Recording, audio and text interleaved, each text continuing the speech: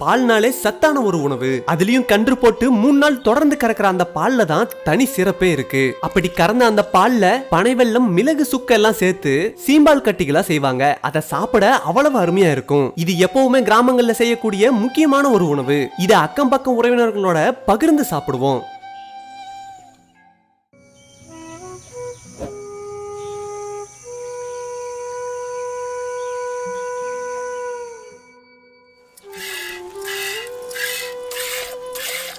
பசு கன்றிட்டு கறக்கிற பாலை சீம்பால்னு சொல்லுவாங்க.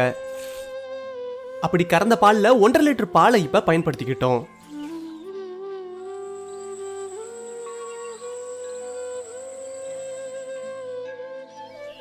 இப்ப சீம்பாலுக்கு தேவையான பொருட்களை பார்த்தரலாம். 3/4 கிலோ பனை வெல்லம், 50 கிராம் மிளகு, 50 கிராம் சுக்கு, 5 ஏலக்காய். இப்ப சீம்பாலுக்கு தேவையான பொருட்களை தயார் பண்ண ஆரம்பிச்சிடலாம். இப்ப நம்ம எடுத்து வச்சிருந்த மிளகை அம்மியில வச்சு அரைக்க ஆரம்பிச்சிடலாம்.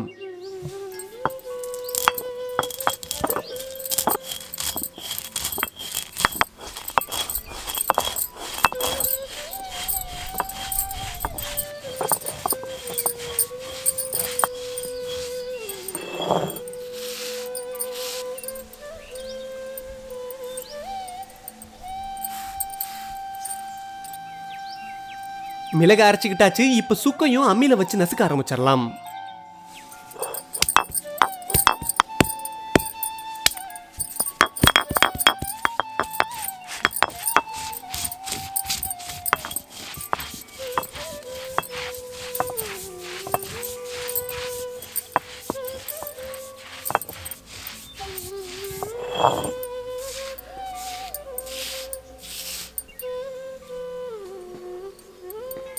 சுக்கையும் இப்ப நல்லா நுணுக்கிக்கிட்டாச்சு. அடுத்து ஏலக்காயவும் நசுக்க ஆரம்பிச்சிடலாம்.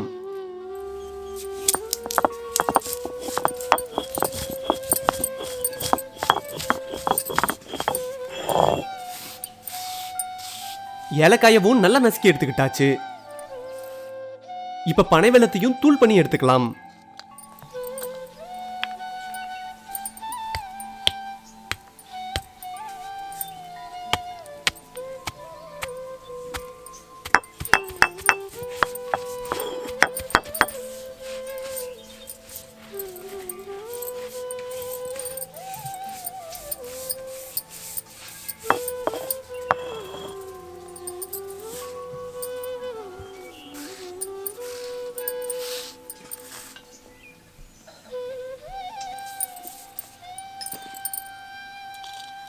பனை வெல்லத்தை இந்த அளவுக்கு தூள் பண்ணிக்கிட்டாதான் சீம்பாலோட கரைக்க சுலபமா இருக்கும்.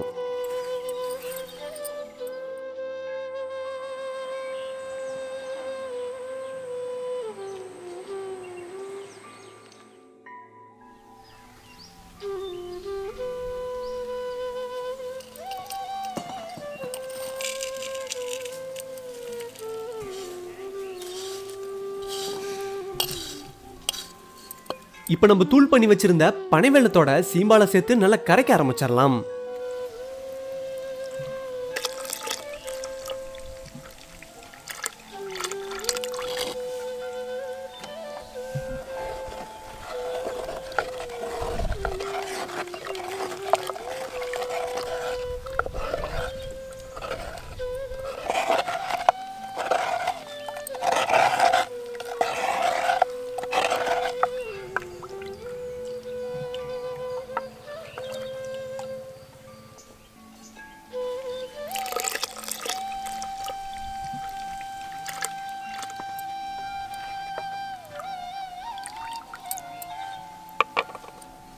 இப்ப சீம்பால் கூடவே நம்ம அரைச்சு வச்சிருந்த மிளகு, சுக்கு, ஏலக்காய் எல்லாத்தையும் சேர்த்து நல்லா கலக்க ஆரம்பிச்சிடலாம்.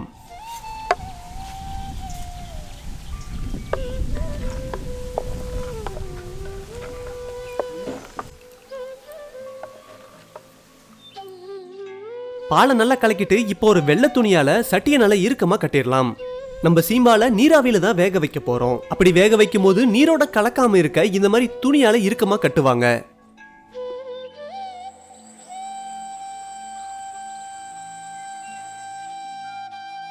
இப்ப இட்லி போனில தண்ணியை ஊத்தி அதுல இந்த சீம்பால் சட்டியை வச்சு இறுக்கமா மூடி வச்சிடலாம்.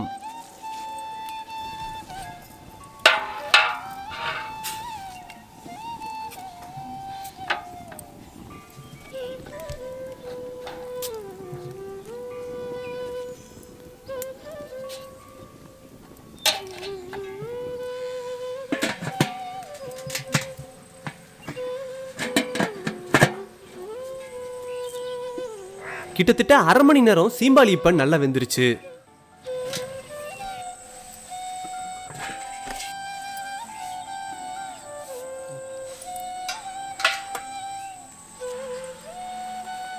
சீம்பாலை இப்ப உடனே சாப்பிட முடியாது. கிட்டத்தட்ட 5 மணி நேரம் நல்லா ஆறுன பிறகுதான் சீம்பாலை சாப்பிட முடியும்.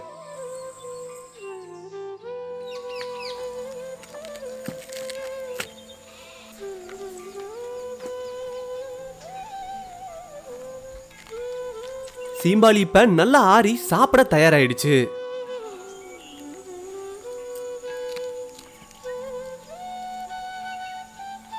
குறிப்பா இந்த சீம்பால்ல கொழுப்பு சத்தே கிடையாது. இந்த சீம்பாலை சாப்பிடறதால நோய் எதிர்ப்பு சத்து உடம்புல அதிகரிக்கும்.